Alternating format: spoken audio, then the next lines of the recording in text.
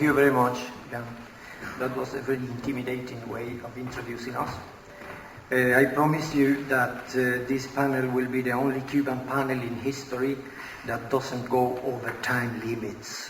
Each of us will speak about 12 minutes and then we'll have a discussion.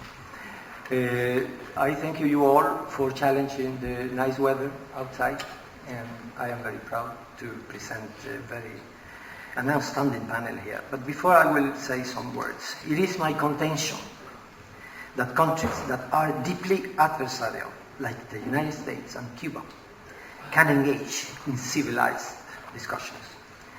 If the United States and Cuba can't do that, at least we here today can try to do it. I would like to repeat now the words of Hannah Arendt that were quoted in the inauguration of this Congress, because nor Anna nor you, Annie, were here when we had the inauguration. And I quote now: "The only way to humanize all that happens in the world and all that happens to ourselves is to speak about it. And by speaking about it, we learn to become human." There is very much hypocrisy, double standard, and simplification at work in the case of Cuba. And I hope that this panel will be able to illuminate at least 5 factors that neither the press nor the governments of Europe, maybe with the very respectable exception of Spain, used to talk so much about. One of these untold factors is the connection, and I would like to underline just this word, the connection between the demand of changes in Cuba and 1, Guantanamo; 2, the Helms-Burton Act; 3, terrorism against Cuba; and the anti-Castro industry in Miami and abroad; 4, the Commission for Assistance to a Free Cuba; 5, the Cuban Adjustment Act. We demand democratic changes in Cuba. The Cubans demand democratic changes in Cuba. But we do it not without, but with Guantanamo. And I wonder, is it possible to build a democracy when a foreign power keeps a torture camp in your country against the international law and against the will of the Cuban people? The Helms-Burton Act from '96 is a mighty factor, unacknowledged by the press in Europe and forgotten by the most of the governments of the European Union. According not only to the Cuban government, but according to every expert on this issue, for example, Robert Mills, which is an American attorney specializing in international law matters, the Helms-Burton Act and the political dynamic it has created, both within the United States and abroad, constitute the gravest threat to Cuba's sovereignty that has existed since that country achieved independence from Spain. I name terrorism, but I am not talking about Islamic terrorism against the United States, but Cuban-American terrorism against Cuba. I don't know if you know that there are unpunished terrorists going free as human in Miami. If you want to know everything about them, please read Luise's book, Cuba Confidential, or just ask questions to her here today, because no one knows more than Luise about this matter. We demand radical changes in Cuba. You can't hear me? Okay, I'm sorry. Did you hear what I said about Luise and this book? Nobody knows more about Cuban-American terrorism against Cuba than Luise.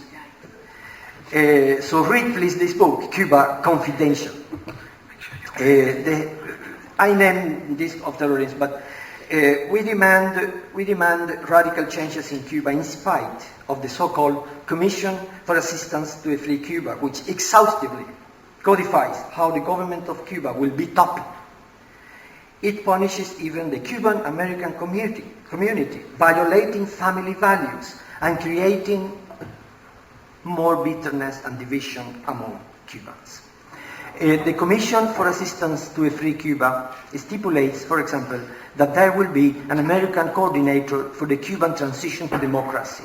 Please try to imagine that in 1975, a foreign power, for example France, had imposed a French coordinator for the Spanish transition to democracy, with the right and the duty to fiscalize what the Spaniards should do or should not do in their own country. This commission has also a secret annex, probably a secret warfare plan that is secret because of national security reasons. And finally, I named the Cuban Adjustment Act from '66. What is that? Regardless of the immigration status, Cubans are eligible to apply from residency a year and a day after they set foot on the United States. If they are intercepted at sea, they are sent back to Cuba. But if they go ashore in Key West or wherever in the States, they are lawfully embraced by the authorities.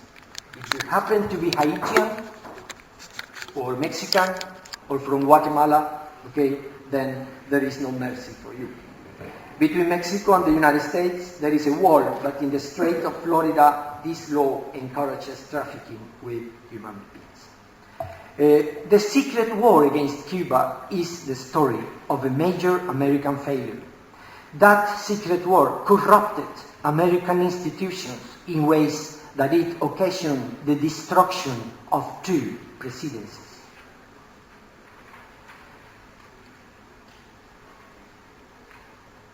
With these things, with these factors that I just mentioned, mainly this commission and Helms-Burton-Beer, that secret war became an open war. I think that a climate of peace has to be created in order to let the Cubans implement changes. The governments of the United States and Cuba have to initiate negotiations and talks. But in a fraction of the Cuban exiled community, the only idea of conversations is still considered a criminal act.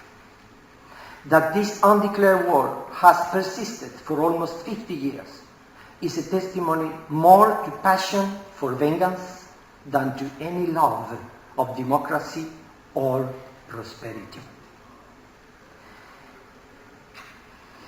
It is critical to speak about these factors, to understand why Cubans, which want to change a society full of inefficiency and totalitarian control, ask themselves very carefully before they make any move. For whom is this or that change? For ourselves or for Washington? For ourselves or for Miami? For ourselves or for Mr. Carl Bildt, the Minister of Foreign Relations of Sweden, whose Cuba policy is inconsistent and sadly in line with the American isolation.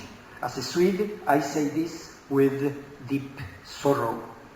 The Cuba policy of our minister is a disgrace for the Cuban people and for Sweden. And when Fidel dies, the Cubans have all the right in the world to ask themselves for whom the bells.